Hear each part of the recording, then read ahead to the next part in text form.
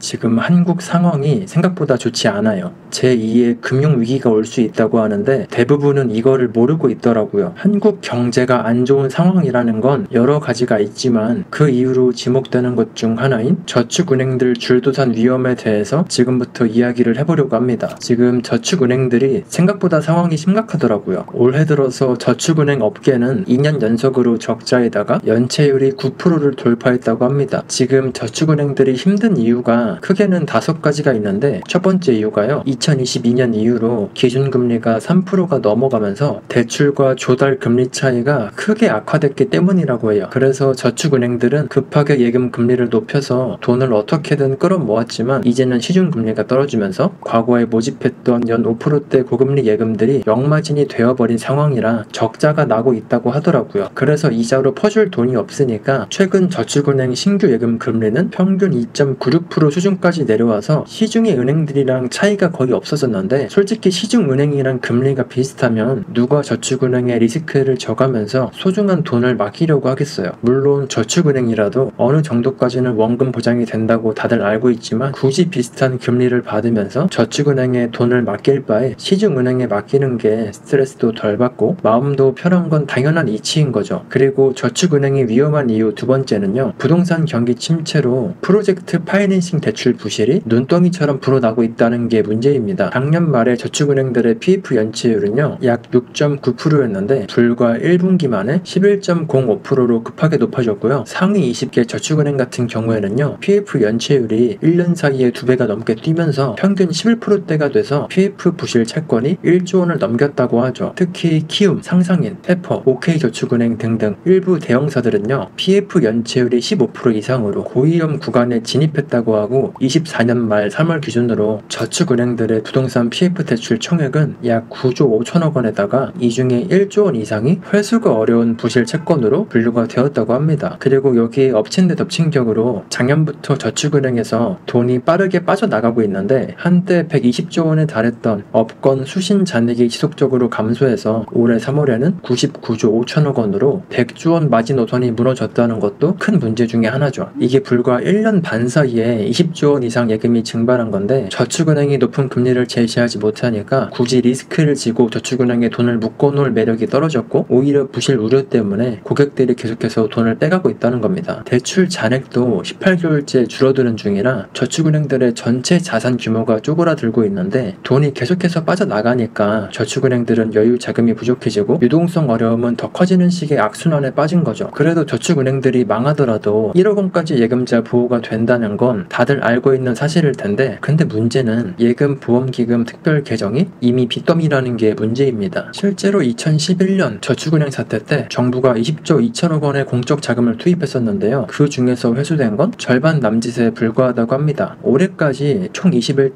5천억 원을 회수하거나 상환했지만 그 중에서 7조 4천억 원은 다른 금융회사들 보험료로 메꾼 거고요. 아직도 5조 7천억 원의 부채가 남아있다고 하니까요. 2026년 특별 개정 종료 시점까지도 2조 원 이상을 다 못 돌려받을 전망이라 결국 예금보험공사가 모아놓은 돈으로 또 막아야 된다고 하더라고요. 즉 저축은행이 한 곳이 무너지면 모르겠는데 여러 곳이 동시에 무너질 경우에 예금자 보호 자금에도 한계가 있어서 예전처럼 공적 자금 투입 없이는 감당하기 어려운 상황이라는 거죠. 그리고 공적 자금도요. 결국에는 국민 세금으로 충당이 되는 거라 저축은행들이 망하게 되면 내가 저축은행에 돈을 넣지 않았더라도 모든 피해는 모든 국민한테 오는 거랑 다름이 없겠죠. 어쨌든 지금 저축은행 상황이 안 좋은 건 알겠는데 진짜로 저축은행들이 줄도산이 된다면 어떻게 될까요? 만약에 어느 한쪽이라도 영업 정지 사태가 터지면요. 예금자들은 바로 공포에 질리겠죠. 아직까지는 예금자 보호 한도가 5천만 원이고 9월부터는 1억 원으로 상향이 된다고 하지만 한꺼번에 많은 사람들이 돈을 인출하려고 하면 뱅크런이 동시다발적으로 일어날 수가 있겠죠. 게다가 저축은행들이 부동산 PF 대출을 담보로 발행한 유동화 증권의 가격이 폭락하면 단기 자금 시장 금리가 급격하게 올라서 자금 조달 창구마저 얼어붙는 최악의 상황이 벌어질 수가 있는데 근데 문제는요. 저축은행만 망하고 끝이 아니라는 겁니다. 저축은행을 통한 부동산 PF 대출은요. 은행, 보험, 증권사 등등 여러 금융사가 함께 참여한 경우가 많거든요. 실제로 2025년 3월 기준으로요. 전 금융권의 부동산 PF 위험 노출액이 202조 원 정도가 되는데 그 중에서 10%가 부실 징후를 보이는 프로젝트들이고요. 그 절반이 저축은행 몫이라고 합니다. 겁니다. 즉 저축은행발 부실 충격이 1차 금융권까지 동시에 번질 수가 있다는 거죠. 시중은행들도 갑자기 대손 충당금을 더 쌓느라 이익이 줄고 그러면은 주주 배당금도 삭감이 되거나 금융권 전반에 파장이 생기겠죠. 굳이 비유를 하자면요, 우리 경제의 모세 혈관부터 동맥까지 모두 한꺼번에 수축이 되는 거랑 똑같은 겁니다. 그리고 저축은행 지점들은요, 지방 중소도시에 많이 포진해 있는데 만약에 여러 곳이 한꺼번에 문을 닫으면요, 그동안 지방 자영업자나 저신용자들에게 돈을 빌려주던 창구가 동시다발적으로 사라지게 되겠죠. 그러면 그 지역의 상권들은 급격한 자금 가뭄에 빠지게 되고, 지금도 이미 저축은행 업계 종사자는 2023년부터 줄기 시작해서 1분기에는 직원 9,410명, 지점은 255곳으로 2011년 이후로 최저치인데요. 만약에 줄도산이 실제로 현실화가 되면요, 대규모 구조 조정은 불가피하고 지방의 일자리 감소와 경기 위축까지 더해지게 될 겁니다. 이전 영상에서도 말씀드리긴 했는데 부동산 PF 대출이 부실화가 되면요, 건설 프로젝트들이 줄줄이 중단되게 되는데요. 건설사가 돈줄이 막히면 공사가 멈추고 그 여파로 다른 기업들이나 철강, 시멘트 같은 자재 산업들까지 연쇄 타격을 받게 됩니다. 만약에 건설 경기가 이렇게 무너지면요, 각 지역의 주택 시장도 얼어붙고, 그리고 집값이